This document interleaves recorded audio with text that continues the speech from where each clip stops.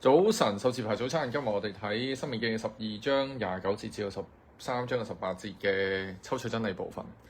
咁當然啦，我哋未必去仔細再去讀經文，但係咧有一段想 highlight 嘅就係第三種情況。我哋講過三種，一種就係、做先知或者有解夢嘅人去叫啲人去拜偶像啦。第二種就係屋企人叫你去啦。第三種就係成個城都變成咁啦。咁嗰個做法係咩咧？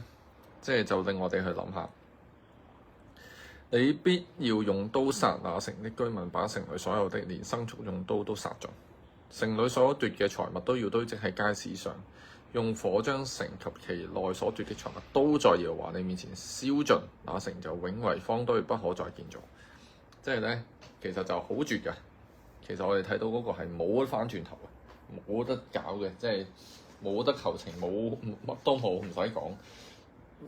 今日我哋就係講緊拜偶像咩咁嚴重。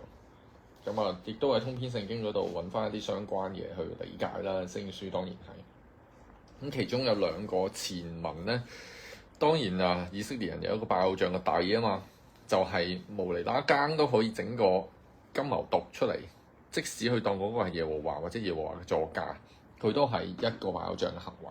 因為神講咗不可為任何事情雕刻偶像，其實咁而家第二個咧就係巴蘭先知嗰單嘢啦，係咪啊？引到佢哋揾啲美色啊，咁啊引誘咗佢哋啦。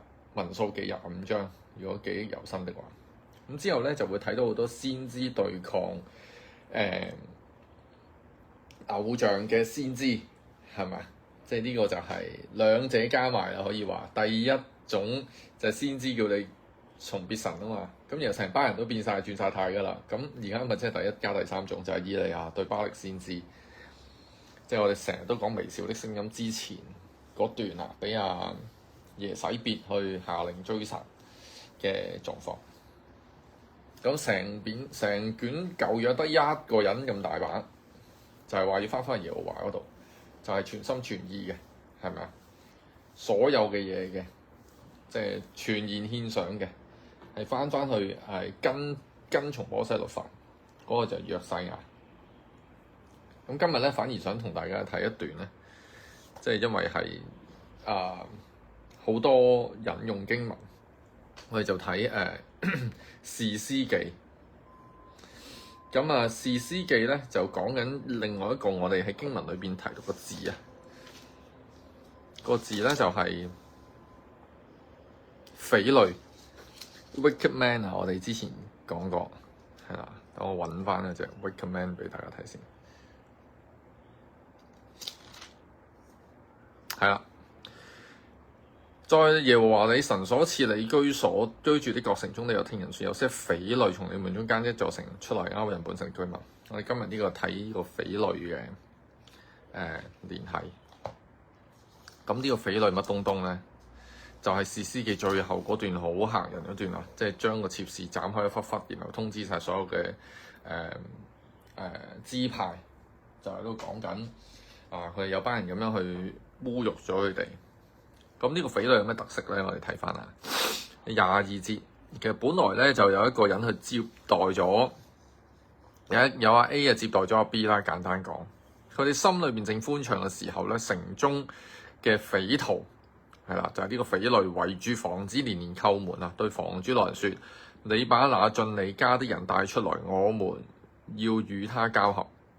呢個其實咧會一下咧就會諗翻起羅德嗰件事啊，天使去到呢個所多瑪和摩拉要滅城嘅時候，咁啊羅德一家咧就去係咪啊保護佢嘛？咁啊而家又係啦，連連叩門要佢哋帶嗰個男人出嚟同佢哋交合啊！咁咧，所以呢個老人咧，雖然佢做嗰件事就係、佢認為咧，男呢個咁樣嘅，即係你可以話係唔單止係強姦，仲係雞姦嘅一種狀況，係仲嚴重過佢擁個女出去俾人哋侮辱嘅。點解咧？佢哋心裏正正歡暢嘅時候，圍住啦，要將個人，我哋要同佢交合。房主又出嚟同佢講話：兄弟啊，不要作這樣的惡，這樣既然進入我家，你們不要行這樣嘅醜事。佢出去頂啊做嫁娘啦。我有個女兒仲係處女，仲有呢個人嘅妾，我將佢哋領出嚟，任憑你哋玷污佢，只係你向呢個人咧唔可以做呢件醜事。咁嗰啲人咧唔聽佢哋話，咁嗰個人即係被接待嗰人咧就將佢個妾就拉出去俾佢哋，佢哋咧就同佢交合，終夜凌辱佢哋，直到天色快亮嘅時候先放佢走。天快亮嘅時候，婦人就回到佢主人宿舍嘅房門前，仆倒在地，直到天亮。早晨佢嘅主人起嚟開咗房門出去要行路，就見到佢仆咗喺個門口度，雙手搭喺門檻上面，就對婦人説：起嚟，我哋走啦。婦人卻不回答，因為已經死咗啦。嗰個人咧就將佢馱喺呢個爐上面，起身回到本處。去到屋企，佢將佢嘅屍身切成12塊，使人攞着傳送去以色列嘅四境。凡人見到都話：從以色列人出埃及直到這地，這樣的事沒有行過，也沒有見過。現在應當思想大家商議，當怎樣辦理。最後咧就想去滅呢個便雅憫族啦，因為咧嗰班匪類咧就係便雅憫支派度走出嚟嘅。OK。咁我哋睇到幾件事啦，何為匪類，同埋我哋冇一個具體嘅事去睇到，喂，咁有幾嚴重先？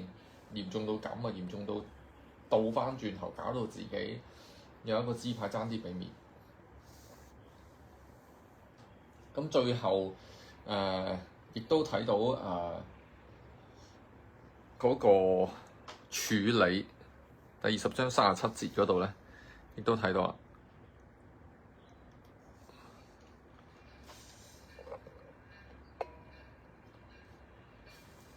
用刀殺死全城嘅人，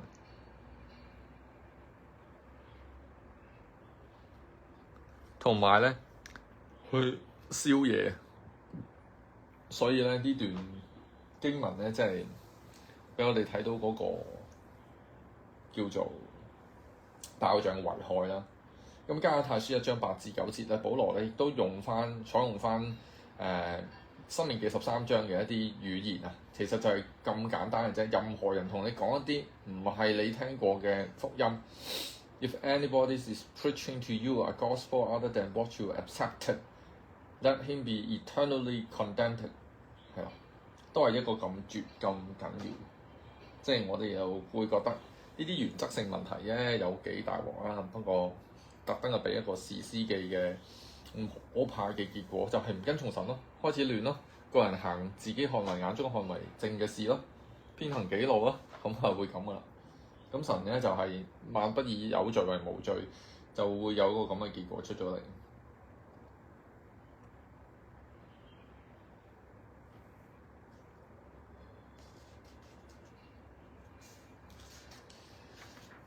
咁所以我哋今日咧去睇嘅時候咧，即係加拉太書當然係一個好好嘅對照啦，即係俾我哋睇到嗰個嚴重性。其實調翻轉頭講，加拉太書針對嘅就係嗰種錯誤嘅律法主義嘛，一定要行國禮先至行到呢件事。同樣都係好似好虛嘅一樣嘢，就冇嗰啲拜偶像有同廟妓交合啊呢啲咁明顯咁具體嘅錯，但係喺呢個世界裏邊，其實都一樣，即係嗰個偶像嘅有形無形對我哋嘅影響係極大。而神嗰種討厭厭惡，我成日都會諗翻起呢個以西結書裏邊，即係叫阿以西結攞啲屎嚟做餅，人糞嚟做餅，佢就覺得不潔。跟住後尾神就叫做褪一步啦，就俾佢用牛糞。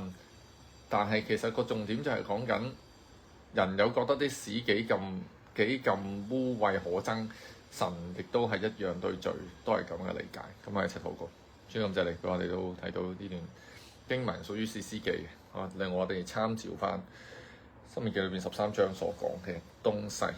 其實好多人都冇做到，好多人都冇去做呢個防範嘅措施，以致爭啲有一個支派滅族。我主要俾我哋嘅聖察喺我哋生命裏邊有一個敏感度，感謝你禱告奉主嘅聖名祈求，阿門。